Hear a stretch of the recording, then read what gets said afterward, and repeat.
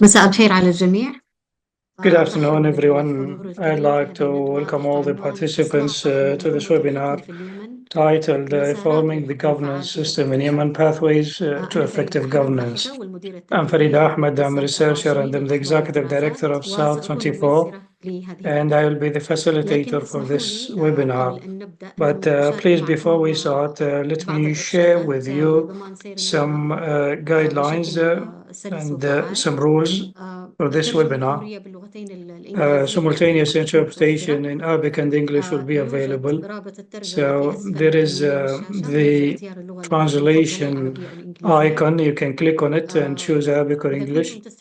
If you are listening or joining us from a mobile device, you click on the three dots more, then you choose English or Arabic. And you may need to mute the original audio. So I'll give you a background about the topic of this webinar, and I will start with a very concise introduction. As we know, 2.5 years after the formation of the PLC did not manage to address the failures that characterized the Hadi regime. Furthermore, the PLC created new challenges, and the PLC is facing some internal divisions. The members of the PLC do have contrasting agendas based on their own views for the future of the country, and this impedes the ability of the PLC to act in a united fashion, and the public services in the country have collapsed, leading to the exacerbation of the suffering of the people and to the discussion about the state institutions reform. And the PLC failed to address the economic crisis and the inflation, the hyperinflation in the country, which made the essentials very difficult to be purchased by the average people. At the military front, the PLC did not make any advancements against the Houthis and did not prevent their attacks on international shipping in the Red Sea. And this long list of failures highlights the need to address the failures of the PLC and to conduct reforms in it. The existence of a more comprehensive leadership structure is a priority for all Yemenis and for all regional stakeholders, because it is the cornerstone to address the ongoing challenges in Yemen. And therefore, we have to strengthen the efforts and to provide the space to reform the governance system for the internationally recognized government represented by the PLC, and to enhance its effectiveness to address the complex challenges. This webinar is a joint one between South 24 and Sana'a Center for Strategic Studies. And I would like to thank the panelists for accepting to participate with us. We appreciate their time. So we will start with the first question for all the panelists regarding the questions or the ideas they can present regarding how the governance system can be reformed. Each of them will have 5 minutes to speak, and then I'll have further questions, and we will allow the audience to ask questions as well. But before we start, I'll give a very quick introduction for the speakers. We have Maysaa Shuja. She is a senior researcher at the Sana'a Center for Strategic Studies. She published writings and political analyses in many Arab and foreign media outlets. Maysaa has a master's degree in Islamic studies from the American University in Cairo, and her analyses and studies focus primarily on the Zaidi extremism and Houthis in Yemen. Maysaa, 2 years after the formation, more than 2 years after the formation of the PLC, what are the key failures that we can identify versus the expectations that were there when the PLC was established? First of all, thank you very much, Farida, and I'd like to thank all the panelists and the audience. I'm very delighted for this cooperation with South 24 regarding the PLC. It's obvious that there is a consensus that the PLC has failed. So it's not a matter of discussion. and this made the Yemeni state dysfunctional, and the interests of the people have been hindered as well. And therefore, the reform of the PLC is something urgent. And I think the reform can start from addressing the mistakes that happened with its formation. I think the sharing of power is a formula that many may agree to as something that is appropriate for the time that we are in. So, because it's a war, it's a conflict, and it requires all factions and different parties to be part of the government apparatus. But this formula should not impair the decision-making processes and the ability of the government to function. But this did not happen. First of all, I believe that the first mistake that happened is that this council was a product of consultations that happened in Riyadh, and there was a flagrant regional intervention in this process, and the Yemeni presence was just symbolic in the process, and therefore the council was supposed to be the outcome of a Yemeni consultations to analyze the governance formula. So this is a key issue that I believe that has to be addressed. So if we want to reform this process, we have to manage discussions between the Yemenis inside Yemen. And number two, any power sharing in it, there should be a clear reference for it. So this reference should be in order to resolve the conflicts and to streamline the decision-making process. Because what happened is that this assignment was delegated to a legal committee that did not agree. And this is something that has to happen before the formation of the council itself. And this matter should not disregard the de facto or the status quo, as we have different military factions on the ground.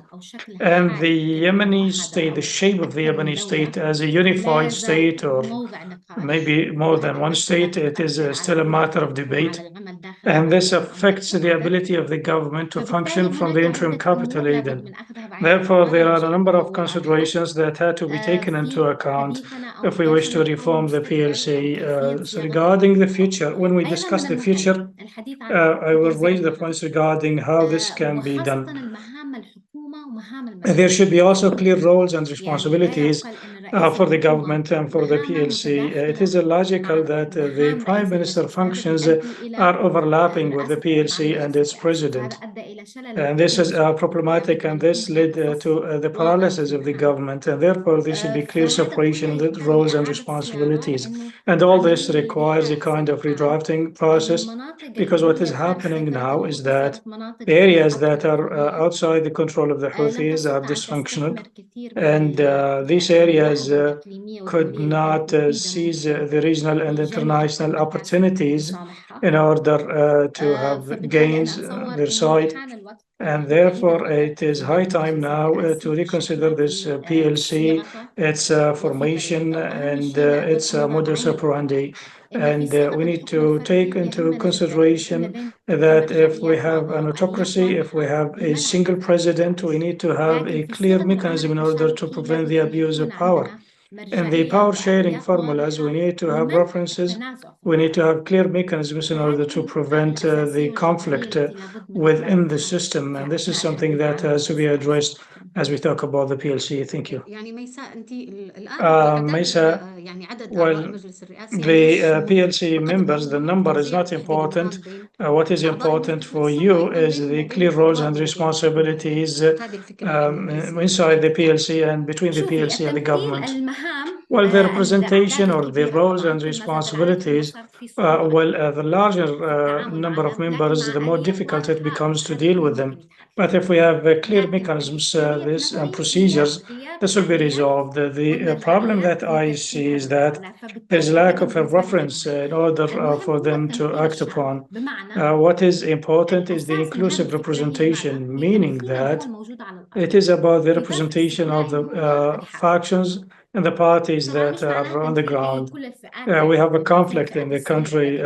Representation does not mean we represent everyone, including the minorities. We mean that we need to have a representation for the big parties that are present on the ground because they will not accept to be sidelined.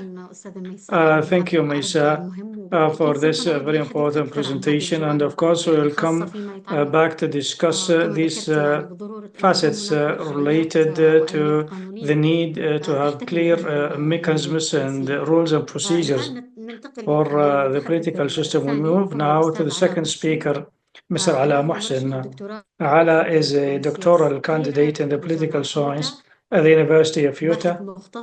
He is a researcher specializing in Middle Eastern affairs, and his work focuses primarily on Yemen and the Gulf states. His primary research interests include topics such as contentious politics, social movements, rebel groups, and civil wars, in addition to international development.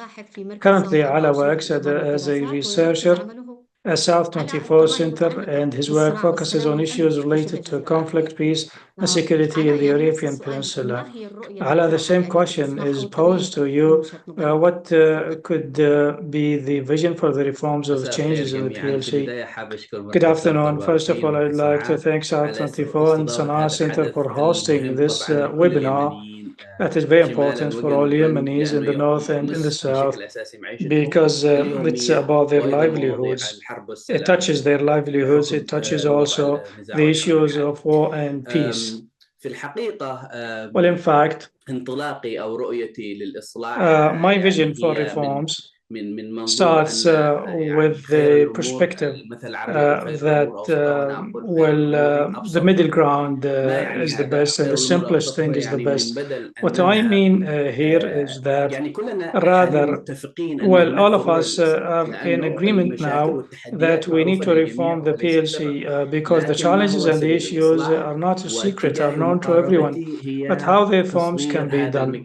My approach focuses on reducing the size of the PLC because, as we know it, the Council of the Eight, the Council of the Eight, any organization that has 8 heads cannot have smooth decision making. And this is something that is well known because in the politics and in the state business, the decisions have to be vertical, not horizontal. There should be a hierarchy. In addition to that, these 8 members, as Maysaa indicated, there are conflicting powers and roles and responsibilities, and even the 8 members themselves, they are not at the same level of they are not equal. For example, General Idrus Zubaydi is not equal with Sheikh Uthman Mujalli, and the same Dr. Abdullah Al-Alimi is not at equal footing with Tariq Saleh and so on. And these are issues that are there within the structure of the PLC. And because of the size of the council, the approach should be to shrink it, to reduce the size of it in order for the decision-making process to be more streamlined. I have written a proposal in an article that was published on South 24. It's the title of it, the micro PLC, a new approach to address ineffectiveness. And if you want to read more details, you can go to that article. But what I wanted to say that under this approach, we need to avoid this power sharing formula because the existing structure of the PLC is ineffective. And as we know, this power sharing could be beneficial to the political parties, but it is not beneficial to the people. Why? Because it is difficult to produce decisions that serve the interests of the vast majority of the people. Another problem with the PLC is that the existing one is that it does not reflect the political facts on the ground. For example, the liberated areas, the south is 99% liberated, and in the north, the Houthis are controlling 80% of the north. And therefore, the priorities in the different parts are different. In the south, for example, the priorities are for stability, but in the north, the priorities are about supporting the liberation efforts. And therefore, we have to make this PLC smaller and to have two deputies instead of seven, one president for the PLC and two deputies. And the existing president, the incumbent president of the PLC, does not have an advantage regarding decision making, something different from other members. And therefore, there should be a discussion about that because the decision making process should be in the core of these reforms. One of the justifications for this PLC are that in the Yemeni conflict, it's a binary conflict. Since 2017, for example, when the struggle between the STC and the Yemeni government erupted, we have two parties mainly. But then when we came to the PLC, we have 8 parties. We can talk about the political representation. It's important, yes. But under these circumstances, I believe that it's a luxury and it does not serve the effective decision making and the political effectiveness. And therefore, if we move to a smaller council with more streamlined decisions and decision-making process with kind of accountability and hierarchy, I think this will be more effective. I'm interrupting you here and asking you how many members you are proposing. I'm proposing 2 deputies and 1 president, one from the north and one from the south in terms of the deputies. And this will ensure that the Yemeni state can continue.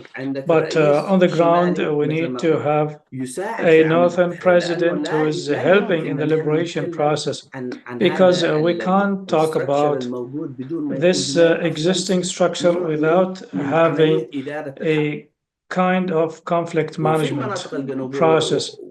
And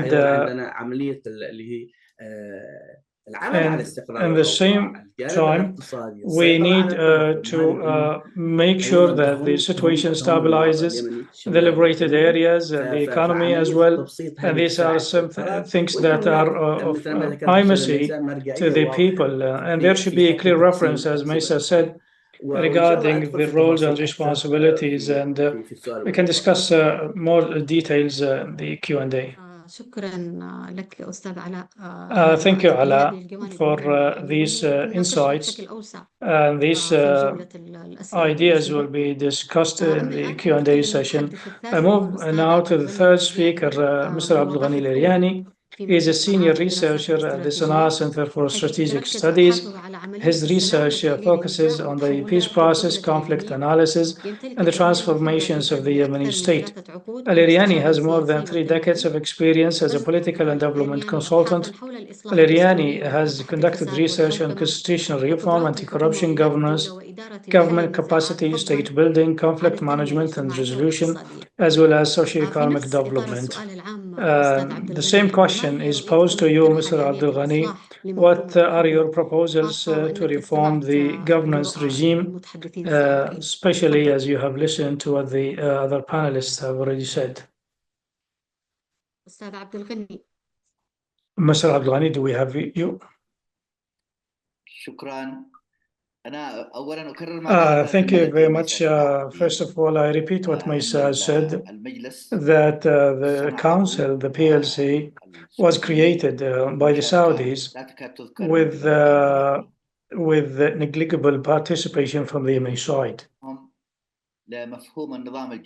And because it's against the Republican system and the state system or concept, the structure the structure of the regime and the governance should be viewed as one body with organic relationships between its components. So this relationship has to be designed and has to be reflected in the constitution and in the laws. So what they did is that it's a copy paste, and they brought groups and they established this council. It is a stillborn council, and if people want to revive it, they need to understand the idea behind this council first. Well, the group governance or rule can happen after crises when the society is divided and there is no more trust in the society factions, and therefore people cannot trust one president, and therefore all the major factions have to be represented in the top of the regime. But with this organization, this council cannot work, cannot function as a single president. The Yemeni constitution says that all the executive powers are in the hands of the government, not the council and not the president. And this is what is written in the constitution after the unification of Yemen. And this is what is written in the permanent constitution of the Arab Republic of Yemen in 1972. And therefore, the head of the authority is responsible, the head of the state is responsible for monitoring and overseeing the executive organ that composes of the Council of Ministers and the institutions under the presidency or under the government, under the prime minister. So now, before we talk about reforming the council, there should be clarity about understanding the idea of it. Those working in this field, members of the PLC, they need first to read the constitution and they need to read history in order to understand the idea behind their existence.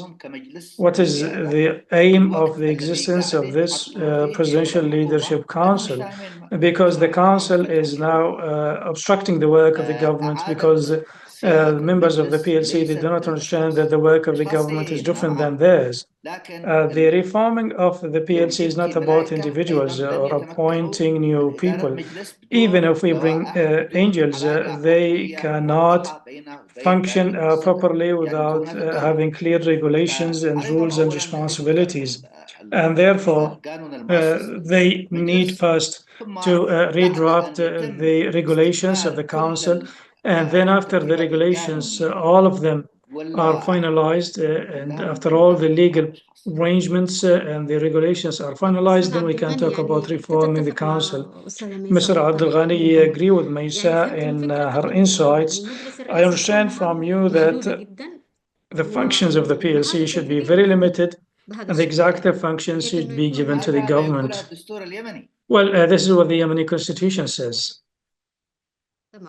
Thank you very much, Mr. Abdulghani. Thank you for this presentation and this edition. I will move now to the fourth speaker, Mr. Fernando Carvajal, who may provide an outside perspective on the performance of the Presidential Leadership Council. Carvajal is the Executive Director of the American Center for South Yemen Studies, and he served on the UN Security Council panel of experts on Yemen from April 2017 until March 2019 as a specialist on armed groups and the Yemeni issue. He has nearly 25 years of field experience in Yemen, and he is specializing in politics, international affairs, and tribal relations. Fernando, how does the international community see the effectiveness of the PLC since its creation, and is the international community talking about the need to reform the council? Thank you, Farida.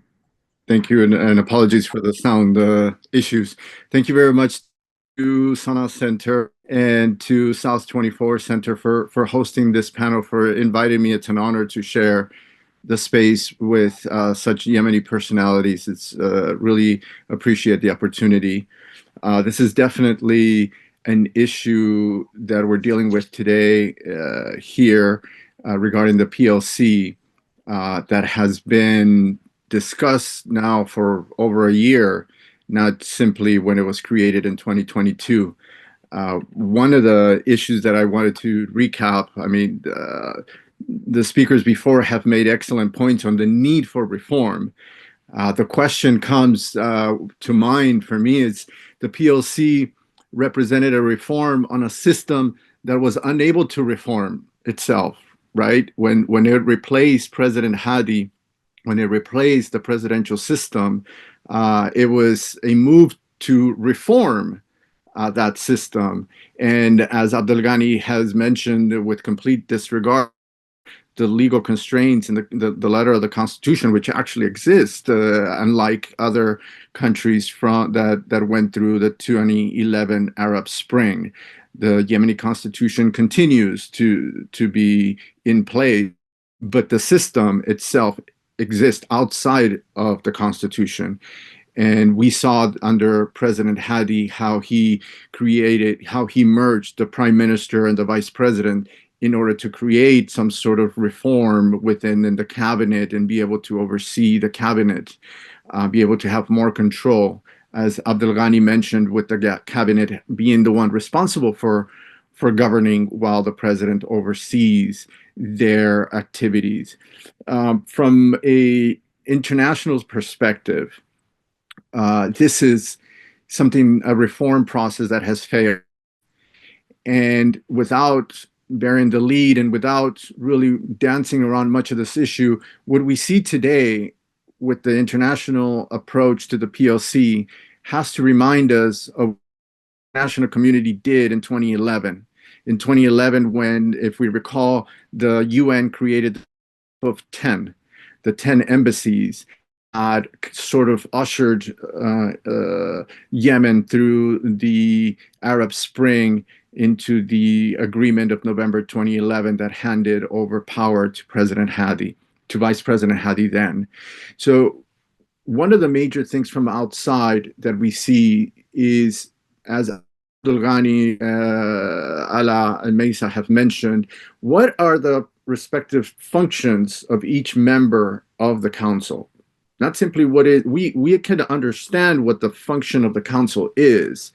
According to the 2019 Riyadh Agreement, one of the primary purposes for all that work under Saudi Arabia's auspices was to bring the factions together somehow within the legitimate government, now the internationally recognized government of Yemen, bring all the factions together in order to create a front against the Houthis, in order to create strength that could diminish the Houthis' momentum, that could shift leverage back to the Yemeni government in order to restore the government in Sana'a and weaken the Houthis. This has utterly failed, as Alaa mentioned correctly. It has failed to gather any military support, and it has outright failed to produce the political support needed in order to battle the Houthi leverage and momentum. Today, what we see in Sana'a being done by the Houthis, not just the last year of the attacks in the Red Sea, but what we've seen since June 2024 in the direct abuse of power directed at international organizations and the UN, it plainly puts in a different center, and it shows the weakness of the PLC because it has failed to gather any international support to pressure the Houthis in order to simply gain the release of these individuals, of these workers. We've seen the deteriorating of international support toward Yemen since 2022, when the UN has failed to raise more than 30% of the money needed for humanitarian assistance in Yemen. So every year since 2022, it has failed to raise any money because international community cannot commit to any funds, any money to Yemen, how the Houthis have captured humanitarian assistance, have stolen finance funds from international organizations, and now are now literally extorting the UN and NGOs since June 2024. How the shuttle diplomacy, whether it's from the UN envoy, from the US envoy, or from all the embassies, from the EU embassies and the US embassy, really create a problem that prevents reform. Because just as in 2011, every meeting with a PLC member empowers that faction. In 2011, that's how it worked. When an embassy, the U.S. ambassador, the EU ambassador met with Islah, it empowered Islah vis-a-vis the other members, the other political parties, the GPC, the Socialist Party, etc., the JMP, the Mushtarak. Now what we see is playing musical chairs. The embassies meet with all 8 members and they empower their position. And so this creates a momentum where every faction plays the others against each other through these meetings with embassies and the UN. They ask for something that it's sort of like they're negotiating their own position and their own influence with the international community, and this completely prevents any consensus. Now, back to the structure that Alaa and Ms. Maysaa have mentioned, back in 2011, there were proposals of creating a council with a rotating presidency. The size was to be small, and the rotating presidency every 6 months or every year. Even this would fail in today's environment, because in order to have any of this type of reform be successful at any level, all the members have to be from the same party.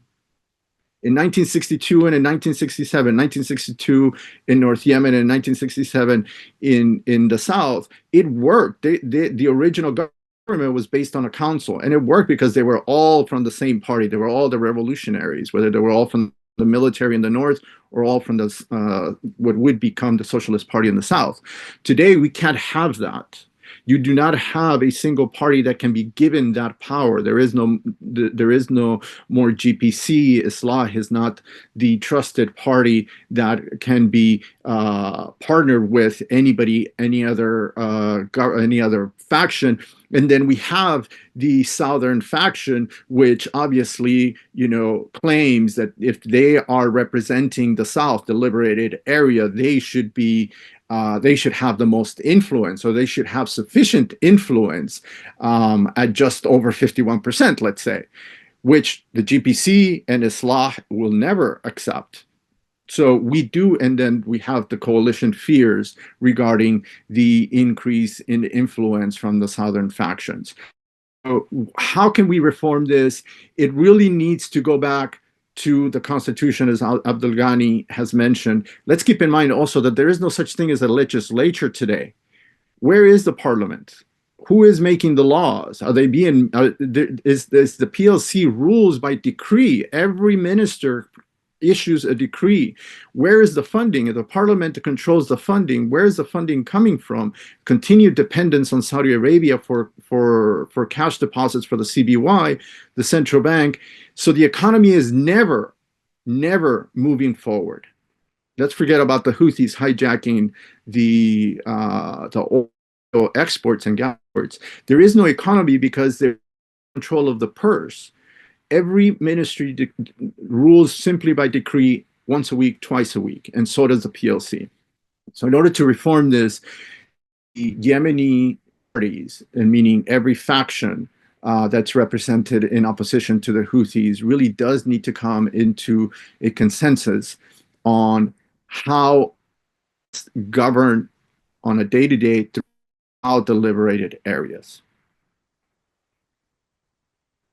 I don't know if I have more. Thank you very much, Mr. Carvajal, for this outsider approach or insights or perspectives. And as you mentioned, the Houthis have engaged in the regional escalation, and this complicated the crisis inside the country from political, economic, and humanitarian perspectives. If we move to the next part of this session, I will ask you a question, Maysaa.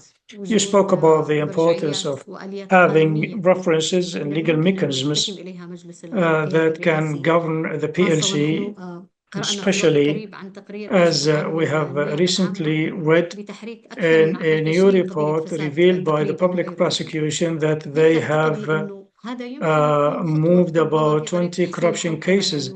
So, do you think that this could be a step towards improving governance and to improve accountability and to improve the role of the civil service and to improve the appointments in the government, especially as we have not seen any recent government appointments? So thank you for this question. But before that, we need to agree on two things. Well, the problem of the existing situation is that we need a kind of representation, and it's not about north south. Because the components that we have are more than that. So when we talk about Tariq Saleh, for example, he's different than Sultan Al-Arada, and each of them is representing a power on the ground. There are other factions on the ground, especially in the south, with the regional conflict over the south between Saudi Arabia, UAE, and Oman. So it is not easy to say that one party represents the South. So the representation is very important here. And number two, the head of the government, the prime minister, can have all the powers. And that was the idea that was raised by the Sana'a Center even before the PLC was established. And the idea was that the prime minister should be the decision maker regarding the executive matters, and the prime minister would establish the cabinet. We have a problem here. Since 2011, we had prime minister, since 2012, sorry, we had prime ministers who did not get to choose their ministers, and therefore they could not exercise control over the cabinet. And the prime ministers could not have been held accountable for the performance of their own ministers. So that was problematic. So we can have a prime minister to be appointed by consensus and then to be given the powers to select the ministers. And then the PLC powers can be curtailed and limited to the decisions related to the war, peace, and negotiations. Because all the Yemenis in the anti-Houthi camp, this is what brings them together. They don't care about the shape of the Yemeni state. At the end, some of them want secession, some want federalism, some want confederation, or two regions or six regions. So the options here are multiple. So we are talking about people who have different agendas and contrasting agendas, and therefore it is necessary to have them represented in the formula regarding the decision-making process in terms of war and peace. Then I'll discuss how the government should function. The government should function at the security and the administrative levels. For the administrative institutions, well, the civil service apparatus is dysfunctional, and appointments are based on nepotism and cronyism. Well, the power sharing should be there on top, the PLC level, or maybe at the ministerial level. But then the civil servants, they have to be professional, and we need to appoint professionals in order for them to steer the affairs of the people. So this is a critical point, and Maysaa, if I may interrupt you here, we have the issue that the government is established based on the control over geography and economy and so on. Well, I'm saying that this representation should be there at the higher level to take decisions related to peace and war, and that is what is important, and to give them a kind of prestige to our president and members of the PLC, that's fine. But at the level of the government and the level of the civil servants, we need to avoid nepotism and cronyism because it is now the rule. So the interests of the people are not met. The anti-corruption mechanisms are blocked. The judiciary is problematic, and the problems in the judiciary have not yet been addressed. And what is worse than that, we can't talk about judiciary if the security is divided. So we have more than one security organization. We have different armed factions in control on the ground. Okay, we can keep these factions with their allegiances and loyalties. We can keep them on the ground, that's fine. But at least we need to establish an accountability system for these security organizations. We need to have accountability for the security factions and institutions in order to have a kind of effectiveness because if there are grievances or complaints, the complaints can be addressed to a certain mechanism or through a certain mechanism. So these things can be fixed through the discussions between Yemenis. So I think we need a lot of discussions between us as Yemenis at the level of the writers, the politicians, the decision makers, or even at the level of the international and regional parties. This is required because we need some deep structural reforms in the government. We need not to forget that the administrative situation in the liberated areas need to be taken into account. And we need to meet the expectations of the people in some governorates. And this is something that we need to talk about transparently. We need to talk about what can happen on the ground and what cannot. It's not about wishes, it's about facts and realities on the ground. Thank you, Maysaa. Mr. Abdulghani, well, further to what you have said, as I understand from you, the PLC, it is possible for the PLC to have an oversight rule over the government or even over the local authorities.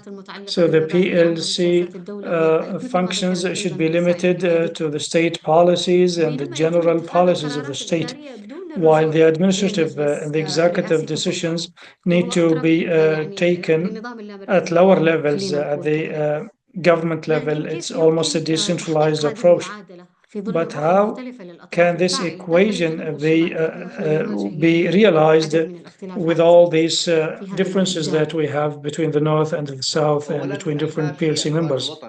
Well, we in the National Dialogue Conference, the NDC, we understood after 60 years of the attempts to build a central state, we realized that a centralized state does not fit Yemen. So in these 60 years, we had three centralized states, one in the north, one in the south, and the unity state. And they all failed because the central approach in governance is something that is eccentric, that is quite strange to the Yemeni situation.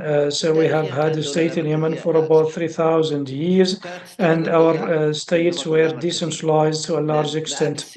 And we had some centralized states that did not live. We in the NDC, we realized that having a central state in Yemen that is rent-based state will produce autocracy and despotism, and this will lead to the collapse of the state. And this happened in 2011. So in the NDC, we adopted decentralization to the maximum. And after this conflict, after these divisions that we have inside the Yemeni body, the decentralization proposed in the NDC has become insufficient. So the only way to protect the Yemeni state and to preserve it, the Yemeni state, we have to shift the powers and to delegate the powers to the level that is closer to the people. And people should self-administer their affairs, and therefore we will have less friction and contact between the profiteers, the parties that are profiting from this situation.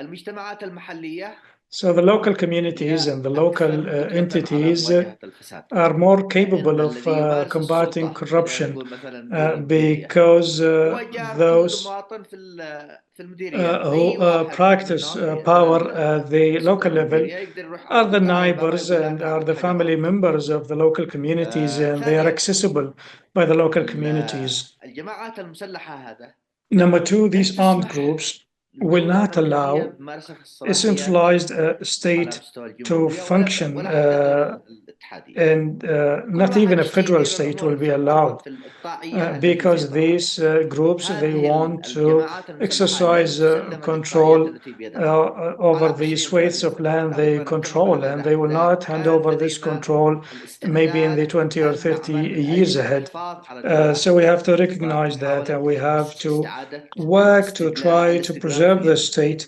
and to regain هذه stability in الجماعات Yemen. المسلحة لن تسمح These armed للحكومة أنها groups تمارس will not صلاحياتها، allow the وبالتالي كل government to واحد exercise يمارس its صلاحياته في powers, منطقته بنفسه، and they وهذا will try to الواقع. exercise their powers وبالتالي within لديك the areas they control. Okay, Abdulghani, if I interrupt you, talking here about the local councils maybe and the local authorities, but do you think that the local authorities, can we trust the representation in these local councils at the present time? Because these local councils are not functional for different considerations, because many members of the local councils, they were elected in 2006, some of them died, some of them are Houthis, and some of them were left, and in addition to that, the elections in 2006 well, the results of the elections are 75% GPC, or in the interest of the GPC. So we can't talk about the local councils today, because you said that it has to be a bottom-up approach in the governance and in the administrative matters. Well, it is doubtless that the local councils do need to have more regulations, because the local governance that we had in Ali Abdullah Saleh time was not serious, because some of the powers were shifted to the local councils, but the money, the control, and the planning was kept at the center. And therefore, we have to finalize the local governance laws and regulations. But in my opinion, well, this is less complicated than writing regulations for the PLC. And number two, yes, we cannot have elections in wartime, but the councils that are still effective, that are still existing, we have seen that in Hadramaut, in Taiz, in Aden, we still have local councils that are functional, and in Marib. Therefore, they are better than the PLC that cannot do anything at the moment. So yes, reforming the local councils is a need, but it's easier. And giving power to the people through strict decentralization is the only pathway to address the deformities in the Yemeni political body. And this is pre-conflict. These deformities are pre-conflict. Thank you, Abdulghani. Alaa, well, you listen to Maysaa and Abdulghani, but I have a question. As you spoke about the micro PLC or the smaller PLC, what could be the criteria for the selection of the new PLC members in order to achieve consensus and harmony? And will the creation of a more streamlined PLC will be a step to address the Southern cause and Southern question, especially as the current PLC is not leading to any progress on the Southern question? بالبداية أن أرد على بعض Please ما ورد let me من first الزملاء. address some of the points raised أول by شيء my أنا colleagues. صراحة Well, first of يعني all, ممكن أكون ضد تماما I التمسك am against بوثائق adhering أو to سابقات تاريخية. documents or historical precedents. So, for example, Abdulghani talked about the constitution of Yemen. And this is problematic because the Yemeni state, since its creation, it was a partnership between the Yemeni Socialist Party from the south and the DPC from the north. And that state adopted a presidential system. So it did not adopt a parliamentarian system where the elected prime minister is the head of state or is the decision maker.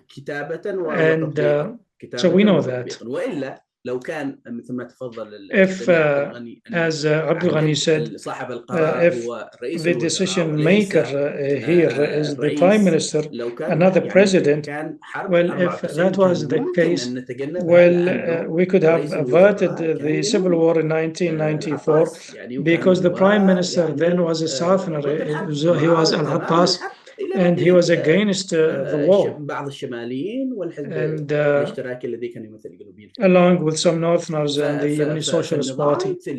So the regime in Yemen or the system is a presidential one that is strictly centralized, but it is presidential. So according to the constitution, it's like that, and the important powers are in the hands of the president. And even after 1994, the prime minister was a puppet. So it was a puppet in the hands of the president, and the prime minister cannot take any important decisions. And therefore, talking about these historical references without examining the practices on the ground, I think this is fantasy that is not realistic. Alaa, if you can answer the question that I have asked about the criteria for the appointment of the PLC members. Well, the criteria could be the basic criterion. For myself, from my perspective as a researcher and as analyst, it is the political realism. So members, when they are selected or appointed, they need to be able to exercise power. So, for example, if we change some laws and regulations, and if we say that the executive decisions are in the hands of the prime minister, and the prime minister cannot do anything, what could be the benefit of these decisions? So these decisions will be just ink on paper, as they say. So I repeat that we have to go back to the principle of a smaller PLC, and this PLC can be a supreme executive authority for the state or for the country. What do I mean? I mean the national politics here, and this does not preclude having local authorities and local councils in order to help in implementing these decisions at the local level. But we cannot completely abolish this level, this higher level, because of the status quo, because of the structure of the Yemeni state. This level is important, and we have to take it into consideration. As for your question regarding whether this smaller PLC can be a solution for the South in question, absolutely not. Why? Because the solution for the South in question requires a very complex political process. It requires negotiations between the local actors, but what is positive here is that this new PLC, and we started actually, we have seen the Riyadh Agreement in 2019, the formation of the PLC in 2022, and the reforms that were conducted by the PLC. This can create a kind of a momentum.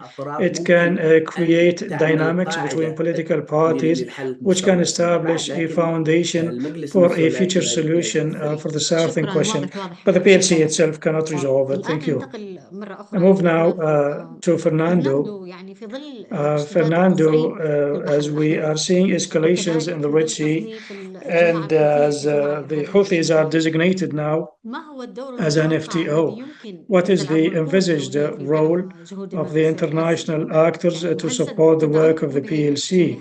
And will the international community support the PLC given the differences and the different opinions inside it? Fernando? Sure. Let's keep in mind that the UK hosted a meeting last month in New York on security matters that the Prime Minister attended. And so that was sort of a first step toward gathering the international community on a new plan on the Red Sea and security and stability for Yemen. Also, Germany, I believe, renewed the mandate for their naval forces deployed in the Red Sea. Now, we have to consider when we're talking about the U.S. administration, even though they've moved to relist the Houthis as FTO, it's 30 days from the day that the president signed the executive order. There's a 30-day period that the State Department has in order to implement that FTO listing. The concerns here are multiple concerns when it comes to the FTO and what the next action can be done. We can expect. Number one, we can expect Saudi Arabia to put pressure on the U.S. when it comes to implementation of the FTO and military action against the Houthi, because after all, Saudi Arabia here is the number one party concerned over a new escalation by the Houthi.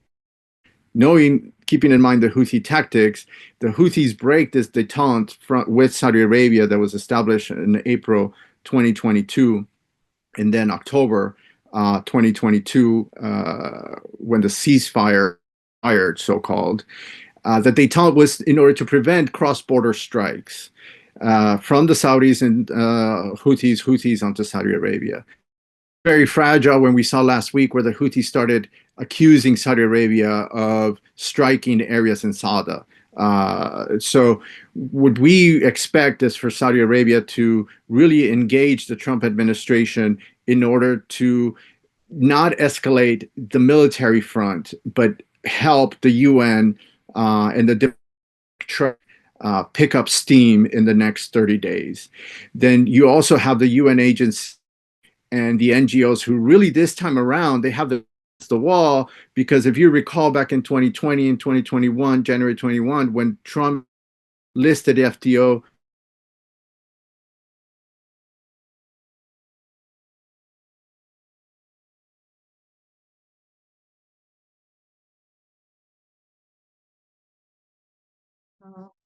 يبدو إنه الصوت فصل عنده. Well, it seems that we have lost Fernando. We can't hear you, Fernando. So I'll come back to you, Fernando, if your line improves. إضافة لما ذكر يعني I go back to you, Maysaa. الأستاذ عبدالغني ربما والأستاذ علاء.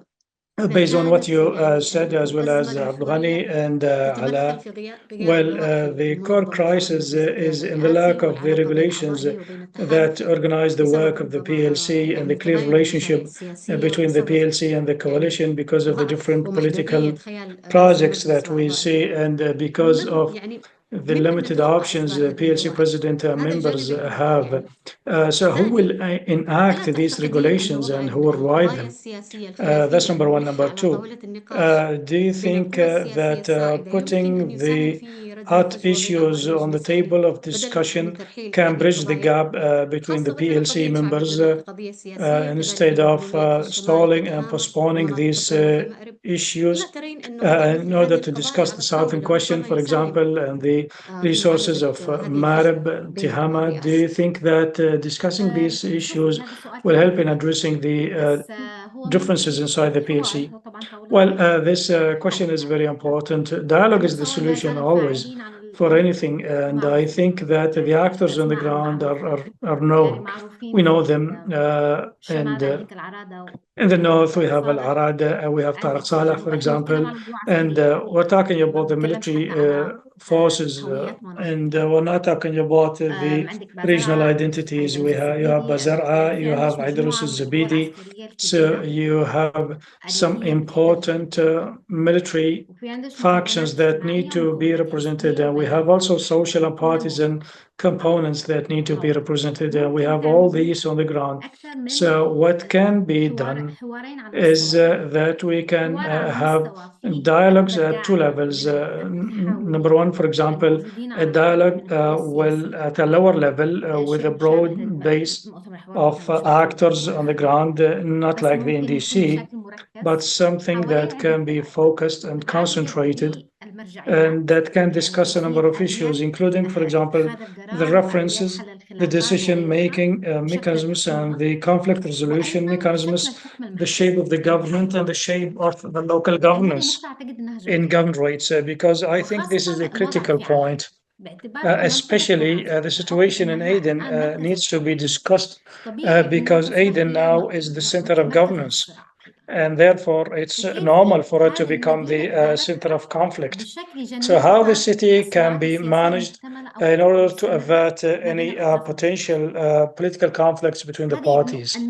So the issue of the local governance, I think, is very important, and how we organize the divided military and security factions in a way that does not impair their allegiances, because the final situation in Yemen is not yet decided, as the conflict with the Houthis is still ongoing. So we need not to impair their allegiances, but we need to make these factions accountable before the state separately from their leaders. So this can be discussed broadly, but the decision-making process needs to be discussed within a limited circle of key actors on the ground. Our problem is the regional influence that will happen and that will block and obstruct everything. Well, that's my question, Maysaa, is our problem is from the outside. This dialogue may not happen because of the foreign interferences, especially as many of the regional and international actors, they flip and they change their minds constantly. So how these Yemeni decisions can be taken and how can they be supported by the regional and international actors? Well, when the PLC was established in the past in 2022, Saudi Arabia was in a rush because they wanted to have a settlement and to end the conflict in Yemen. That was their priority. And their perspective was that if this council is established and if Hadi is removed, because Hadi was the legitimate president and it was the pretext for the conflict, so they have established the PLC for this purpose. And now there is an agreement between all the parties, the regional and international parties. They agreed that Yemen needs an anti-Houthi camp that is coherent to a large extent. And there is a consensus about that. And so we can take advantage of this consensus. Even the conflicts that existed or the tensions between Saudi Arabia and UAE have subsided. And I think we can invest this opportunity because we are talking here about governance issues that will not affect the regional actors. The regional actors would be more interested on the bigger issues, but issues related to administering the state organizations inside the liberated areas, I think the local actors will not oppose that. I don't know if we have Fernando back. Are you back, Fernando? Can we continue with Yes, you? this is Salah. Yes, thank you. We were talking about the role that can be played by international actors or powers. But I'll ask you a question from the military perspective. The current situation, does it allow international powers to invest their defense resources in cooperating with the PLC, with the divisions inside the PLC? That is always the question that Yemenis will ask. Why the European militaries are not more engaged directly with PLC factions, why the U.S. is not providing military assistance, military equipment to the PLC. Let's keep in mind that Operation Prosperity Guardian is purely defensive, and President Trump has promised not to place the U.S. into more conflicts, even though he's running around rattling the saber, striking Al-Shabaab and ISIS also in Syria and Al-Shabaab in Somalia. Again, what impedes more direct assistance, military assistance from the Europeans, from the U.S. to PLC factions is definitely the coalition. The coalition, from their perspective, they cannot afford to have a weapons proliferation throughout Yemen with various factions without them being the ones to oversee the distribution of weapons to PLC factions, whether it's Tariq Saleh in the Tehama, the SDC in the south, Islah in Taiz or Madib. So we cannot expect more direct military engagement from the West with the PLC. It has to come through Saudi Arabia. The question that we should ask is regarding the Red Sea operations. Will the Europeans and Trump agree to a different mandate for the naval forces in the Red Sea that allow for more aggressive, more proactive strikes against the Houthis? And we have to ask this because Israel already started rattling the cages by threatening the Houthis at the beginning of last month that Israel could strike the Houthi leadership just as it did Hamas, Hezbollah, and Iranian leaderships throughout 2024. So Israel has already put out the threat to the Houthis, which should definitely, bother Saudi Arabia, because Saudi Arabia cannot allow Israel to take unilateral action against the Houthis, because again, the Houthis' first knee-jerk reaction would be to strike Saudi territory.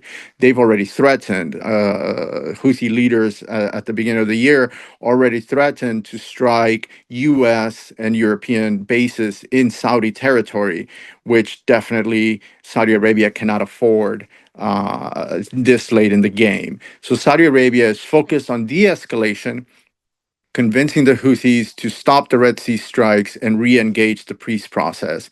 The Saudi Arabia cannot allow the Europeans or the US to escalate militarily. طيب شكرا فرناندو. Thank you very much, Fernando. I go back to you, Alaa. فيما يتعلق regarding بالرئاسة يعني the PLC, تابعنا تصريحات we have listened to the statements of Idris al-Zubaydi recently in some international outlets, and some of these statements were kind of audacious. He spoke about the future of the South, putting the hat of the STC, and sometimes he discusses the South from the PLC perspective. Do you think that the idea of a smaller PLC will be accepted by the STC, or that the STC intends to leave the PLC and leave the government entirely? شكرا فريدة. أنا أعتقد أن هذا السؤال في غاية Thank you, Farida. I think this question is very important. Well, if we listen to the statements of General Idris al-Zubaydi and other leaders from the STC, there is a state of indignation and unsatisfaction about the performance of the PLC, especially as the PLC never delivered anything since its creation. We have seen more deterioration in terms of the humanitarian service situations. So I think the STC will be behind this proposal, especially if the STC guarantees that it will have a broader participation in the smaller PLC. I think sometimes the Yemeni or the international media will portray the STC as a small faction in the South. No, it's much bigger than that. The STC is the representative representative of the South, and it is the representative of the liberation movement in the South. And we see that in the STC, there are people who used to be from the GPC, from the Socialist Party, from the Salafis, and therefore the STC is a formula of national southern powers that are grouped for one political purpose and aim. And given this situation of this situation and the inability to continue with the status quo, I think this proposal will be accepted and will be embraced by the STC on the condition that the STC would have more engagement in the process and to have a kind of control over the decisions of the PLC, not 80 or 90% control, but a control at a level that allows to have decision making process that is effective. Wanted to explain, Farida, whether the STC intends to depart the PLC. I think Saudi Arabia still has a leverage on the STC, and I do not think that the STC will depart the PLC. Thank you. Go back to Abdulghani. Sorry, Abdulghani, for not following the order. Well, we discussed the PLC, we said that it can have a limited executive power, and a technocratic government can be established that is not about power sharing. Okay, in this case or under this scenario, what could be the role of the new parties that have established themselves in the conflict? Well, we need to take into consideration that we have tried this system before, and I apologize to Mr. Alaa Mohsen for my obsession about the written things such as constitutions, laws, and regulations. But I think we need these things. We need them. So it's not about if we want to achieve reforms, these reforms need to lead to outcomes. So reforming the PLC without reforming other components in the state will not address the problem. It may mitigate the situation, but it will not resolve the problem. We don't have a parliament now. Presently, the parliament that was elected over 20 years ago ceased to exist, and therefore there needs to be alternatives. Well, maybe it could be the formation of a constituent assembly, maybe using other alternatives and methods to reflect the representation of different powers. We need to do what we are supposed to do, which is to remove the power from the center and to send it back to the people in the peripheries and the localities. I think in this case, the struggle over power at the center will be limited, and the groups that have emerged and that are not represented in the parliament and in the government, they can be represented in the local governance that can be where state functions are exercised. Okay, Mr. Abdulghani, what could be the legal and the financial tools in order to ensure the autonomy of the local governments? Well, we have a degree of power delegation that was established under the NDC, and we have agreed on the powers, the respective powers of the different levels, but we neglected the financial side. Financial decentralization is the foundation of everything. If there is no money, the powers that are transferred to the localities are useless. And for this, we need regulations and legislations, and we need a mechanism to make sure that the budgets are delivered to the localities so the local councils can exercise the powers that are shifted to them. Thank you, Abdulghani. We still have 10 minutes, and if the technical support can help us to take questions, if there are any questions. مش شايفة يعني هل ممكن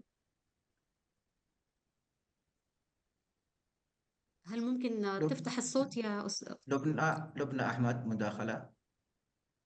We have Lubna Ahmed, intervention from Lubna Ahmed. Lubna Ahmed, you have the floor. أستاذة لبنى. السلام عليكم. أيوة السلام عليكم. تمام أوكي. أيوة السلام نسمعك. عليكم. نسمعك أيوة. عليكم Yeah, السلام. please proceed. أولا عندي استفسار. I have a question. ليش كلما زاد عندنا Why, الحكم كلما زاد عدد whenever الرؤساء we في have اليمن more كلما presidents in Yemen, ما أصبحش عندهم أي قرار. well, كلما زاد they lack the زي ما power يقال to كل ما make يزيد الطباخين decisions. يفسد اللحم. So يعني زاد it عدد is the الحكام more عندنا heads أو that عدد we have, الرؤساء the سعر less الصرف يزهر. effectiveness that we have. We are صار seeing كل that شيء the بالعملة local currency الأجنبية. is depreciating الريال and اليمني the transactions in تحت the market الحضيض. are happening in the ما hard فيش أي currency, التزام في and رواتب the الشعب. salaries are not paid حقوقنا to the كلها people, ضايعة. to the civil لا في servants. كهرباء ولا في The ماء. rights of the people are wasted. ليش There's no هذا كله؟ ما electricity, كانش there's no كده water. ما كانش So كده why بزمن we have all أو these عادة issues? بالأصح. ما كانش Yemen كده في أيام علي عبد الله used صالح. not to be like that, and Aden was not like that ليش الآن during بالذات Saleh era. يصير في So تركيز على هذا why الشيء؟ ليش now هذا the بالذات utilities are destroyed, and why Aden is الأكاديميين ما فيش. targeted? أصبحت رواتب الأكاديميين الدكاترة The salaries of الأكاديميين the أقل people من are 100 not دولار. paid, and the وعلى salaries رواية of the شكرا academic staff are شكرا less than أستاذة $100. لبنى يعني Thank you, إذا Lubna, هناك for this أعتقد intervention. معنا الأستاذ I أحمد أريد لو لديك think مداخلة أستاذ we أحمد. have also Mr. Ahmed. If you, Mr. Ahmed,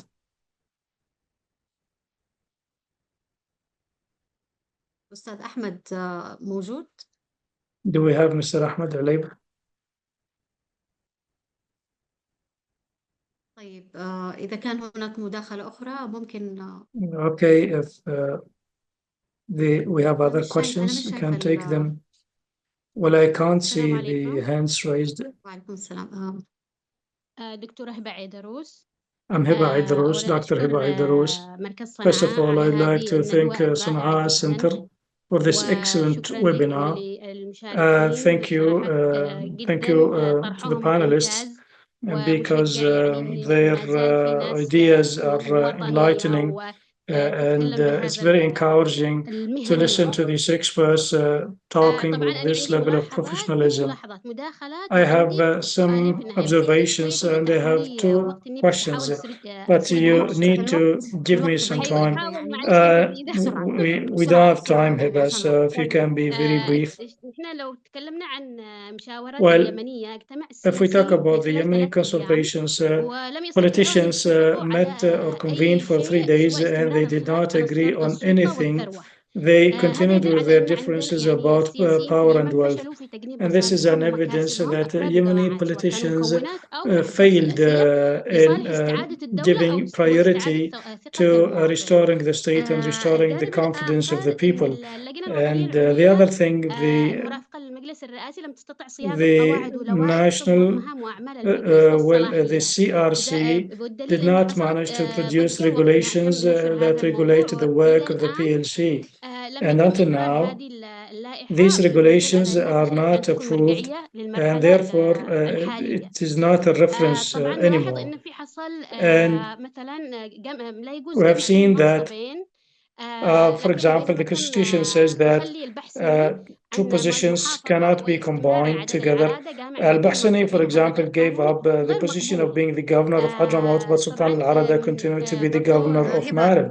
هبة And this عشان is الوقت unacceptable. شكرا لمداخلتك. Hiba, thank you for your سؤالين بس إذا intervention. كان تسمحي لي يا فريدة. Can I have السؤال: من two يرشح questions, رئيس Farida, if you الحكومة أو allow كيف يتم me? اختياره؟ Number one, أي who حد من nominates the الأخوة prime ذكر. minister and how the prime minister هناك is اتفاق غير معلن selected? بشأن التعيينات And is الحكومية there التي undeclared يكون فيها agreement تعيينات between the لمن regarding the شاركوا في appointments مؤتمر الحوار الوطني؟ for those who شكرا participated in the NDC? شكرا Thank you. هبة. Thank you, في Eva. مداخلة أيضا من الأستاذة We بلقيس have أبو أسماء. an intervention from بلقيس أبو أسماء. حابة تشاركي أستاذة بلقيس؟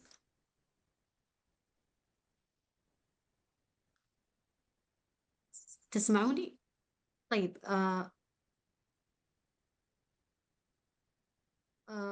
ممكن نستأنف يعني. Okay, well, I'm بلقيس اللهبي. بلقيس اللهبي، تفضلي. أهلا وسهلا. التوترات اللي حادثة في المنطقة Well, the tensions that happened in the region and globally, and we see that there is a kind of instability even in the US decisions. So do we think that the responsibility for reforming the PLC and establishing a front against the Houthis will be in the hands of the Saudis? So are there Yemeni parties that are ready to shoulder this mandate, this responsibility, or we will just continue to try those who are in power? And well, we see that the intervention of Israel is complicating things. شكرا بلقيس. الآن Thank you, Bilqis. الوقت ضيق. And we don't have any more time, so we have two questions. Hiba Idrus was asking about who nominates the Prime Minister and how the Prime Minister is selected. So if you want to respond to that, maybe Maysaa.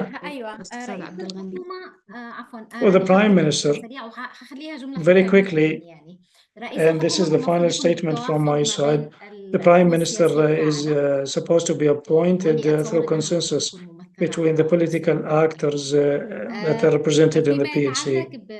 Regarding, I had a very small comment that I wanted to say. I think Dalal said that it is very important for us to know that any situation is the product of the situation that preceded it. So things are heading to the worst because we failed to move to the better. So thank you very much for this webinar. I'd like to thank you, Farida, for moderating the session. And I hope that we can continue to think outside the box. We need also to respect the ideas of different parties and to respect the law and judiciary. Thank you. Thank you, Maysaa. There was a question also from Bilqis Al-Lahabi. She asked about how the PLC will be reformed and will this responsibility be given to a certain party to do that, to reform the PLC. Well, the answer, you will not like it because in my opinion that the Western society that is trying to deal with the Houthis now, they are disenchanted with the government and that the government can be converted into anything useful. And therefore, they want to encourage certain parties inside the government to launch some military operations, and they fully understand that this will be for the benefit of the Houthis. But they do not care about defeating the Houthis now. They care about preventing the Houthis from harassing them in the Red Sea. And after the Yemenis fighting for a year or two, if the Houthis prevail, this will be something not important for the Westerners because the situation in Gaza and in the region, maybe by then it will de-escalate and the war in the region would have been ended. And therefore, the Yemenis will be the losing party and the US will just keep the Houthis busy. Thank you, Mr. Abdulghani. Alaa, if you have a final statement in less than a minute. بالحقيقة هي ليست رد Well, in بشكل fact, مباشر، لكن من I طريقة do not have السؤال a وعدم response. المشكلة But well, we have a problem with the elite and with the average citizens. They over-rely on the external actors, and they think that the solution can come from the outside. And this thinking prevented the government from acting previously and under the PLC. So when there is a willingness, a strong willingness to move in achieving the designed objectives, I think the Yemenis can achieve something. Thank you. Thank you, Alaa and Fernando. If you have a last statement or a recommendation, please, in less than a minute. Thank you very much. Thank you very much to everyone. And from my perspective, I do believe that there is no political will within the PLC for any proactive movement for the economy or against the Houthis because they're too preoccupied with the conflict within the PLC. What I would want to watch is how Saudi Arabia reacts this month to the situation in Yemen, how the Trump administration and the Europeans react to the ongoing strikes in the Red Sea, and also the UN. I believe the UN might have to visit the Aden pretty soon as we begin to hear that the UN country director is being pressured to move operations to Aden from Sana'a, which could lead to some positive news in Abdulghani's plan of empowering at the local level, because it would allow smaller entities in the south to interact with the UN as a test case. So I think that would be a good idea for the UN to engage in small projects across the south directly in a decentralized manner. Thank you. Thank you, Fernando. Thank you, everyone. Thank you, Maysaa, Alaa, and Abdulghani, as well as Fernando. It was a great opportunity to share the ideas, and you have mentioned some very important insights, and we hope that these discussions can be the start of some practical steps in order to find solutions for the political and economic situation. Thank you for our audience for staying with us, and I'd like to thank the organizers from South 24 Center and Sana'a Center for Strategic Studies, and thank you for the translator Basim Al-Awlaqi. Greetings from me, Farida, Ahmed, and goodbye.